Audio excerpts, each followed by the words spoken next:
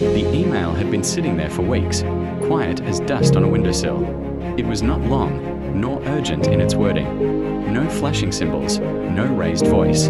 Just a few lines written late one evening, signed with a familiar name. Each morning, the man saw it resting in his inbox. And each morning he told himself, "I will answer it later, when I am in the right mood." He was no stranger to delay. At his age, time had taught him that haste often brings regret, while patience can feel like wisdom.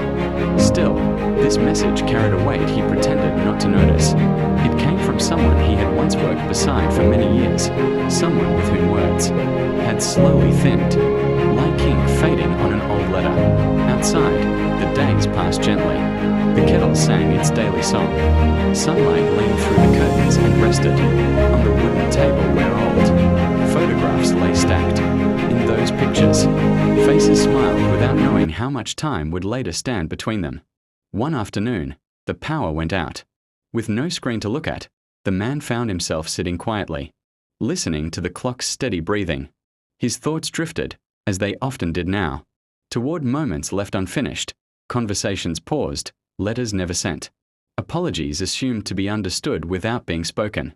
When the electricity returned, the email was still there, waiting.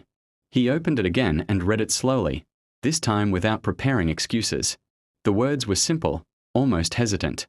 A greeting, a brief memory, a line that said, "I hope you are well." Nothing more. And yet, within that small space lived years of shared effort, laughter, disagreements, and respect that had never truly disappeared. His fingers hovered above the keyboard. He felt the familiar fear. What if I say the wrong thing?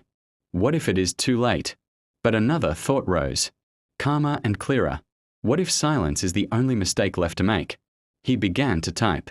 Not carefully, not perfectly, just honestly.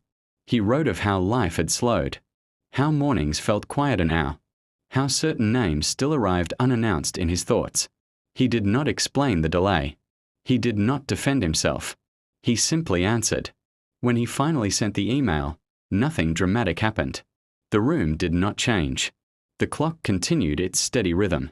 But inside him, something loosened, like a knot gently untied. That evening, he sat by the window as the sky darkened. He understood then what the teaching had been all along. The overdue message was never about technology or timing.